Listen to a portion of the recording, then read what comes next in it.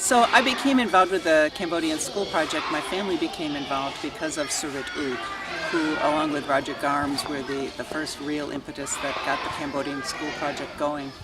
Surit was a student of my husband's at MATC when he first came to the United States, and a few years after that he was a colleague of mine in the Madison School Districts. Surit is someone that if people know him, they respect him, and if they know him a little bit better, they're inspired by him. As a refugee in the United States, he took a real interest in the children who were there and would spend extra time on weekends with adolescents to just help them make the transition to doing well in school.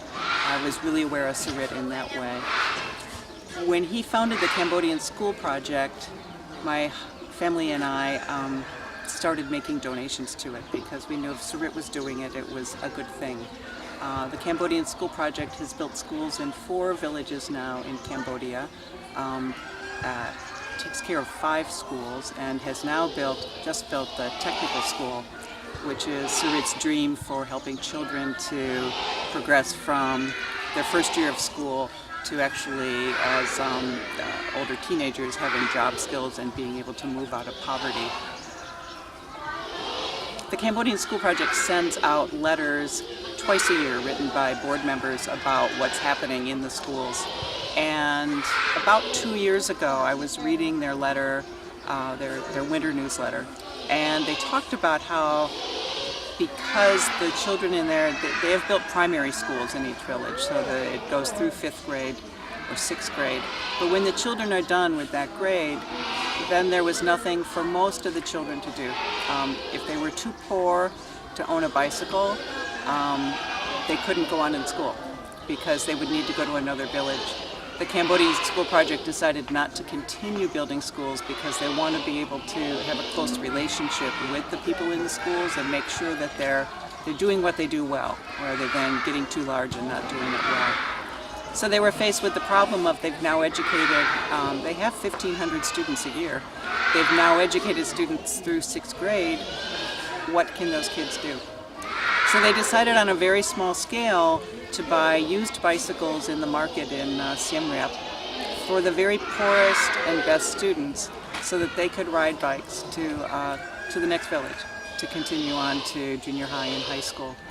Roger wrote very eloquently to me one time about it that even the best students will have the intention of walking to school so that they can stay in school. But it can be 2 or 3 miles each way, and day after day watching their friends ride past them in very hot sun, they lose interest and they can't keep up, and they haven't eaten when they wake up in the morning, they walk to school, they fall asleep in class.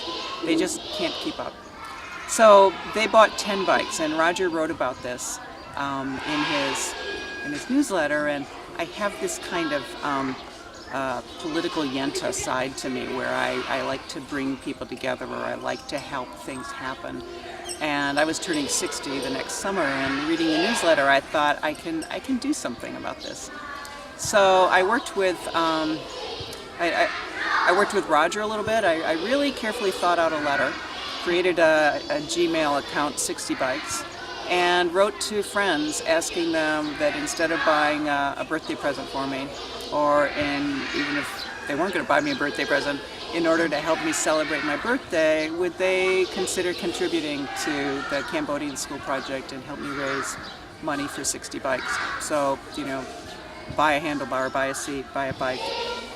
Friends were incredibly generous, and one friend wrote about a cycling organization he was in California that gave grants for bikes, so he helped us submit a grant to them, and we ended up raising money for 180 bikes. So the day that I turned 60 was a remarkable day for me, because I knew that halfway around the world people's lives were changed just because I had turned 60. I imagined the kids riding their bikes. I loved to bike in Madison, so I just imagined them doing something I love, which enabled them to have a better life. I never really thought I'd meet the kids, but here I am today, and Surit's arranged one of the bike giveaways the Cambodian School Project is so judicious in how they use their funding that they wouldn't give away 180 bikes in a year. They also had other people donate for bikes too.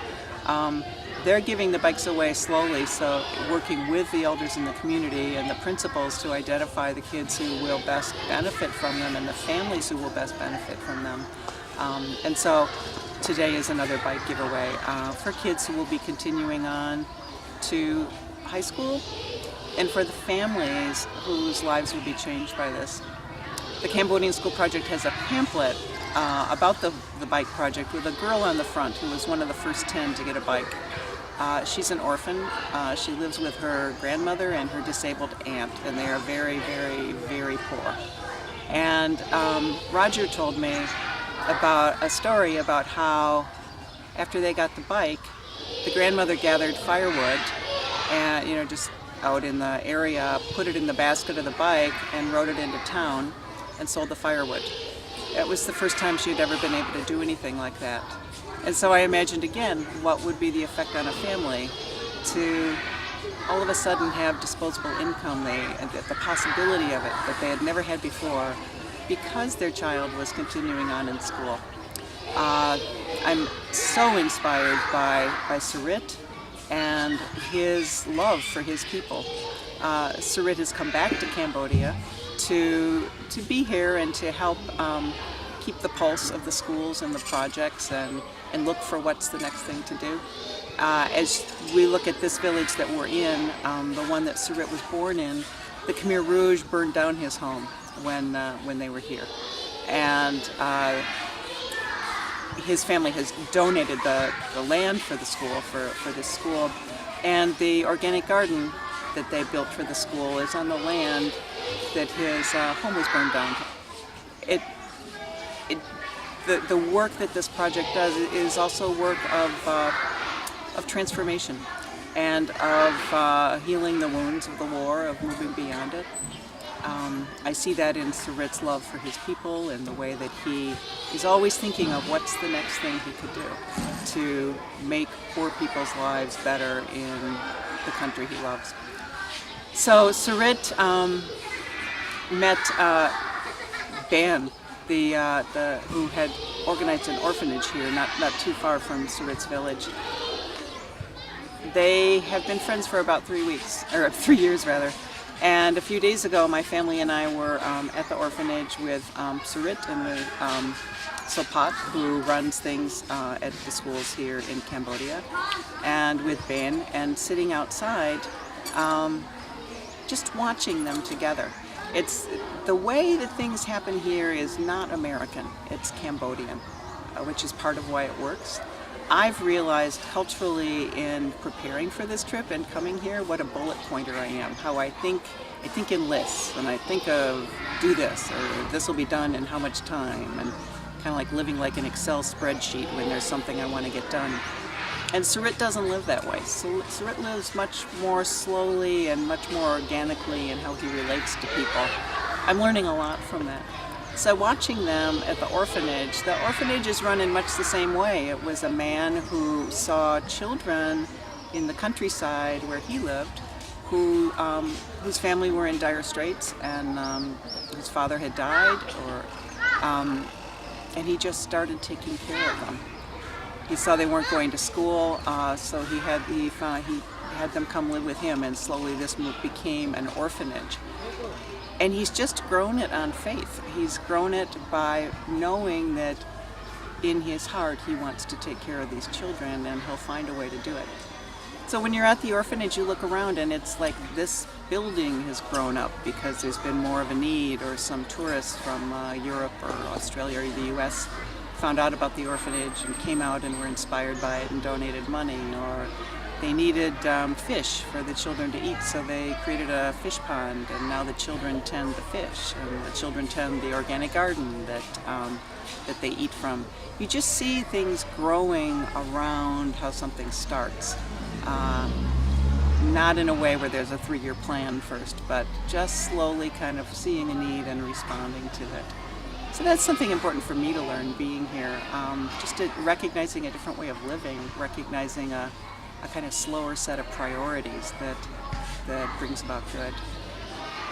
I've run out of things I'm going to say without you asking me another question now. Okay. That was really good. I'd say let's touch on some of the stuff like maybe goals for the future. What, because this documentary here, I want to put in front of a lot of people, and kind of let's dial in what we're asking for. Okay, are we asking right. for bikes, asking for support? What could you guys, Charit, Ben, Pod, what could they use the most? And what people can do that are interested in helping. Okay, good.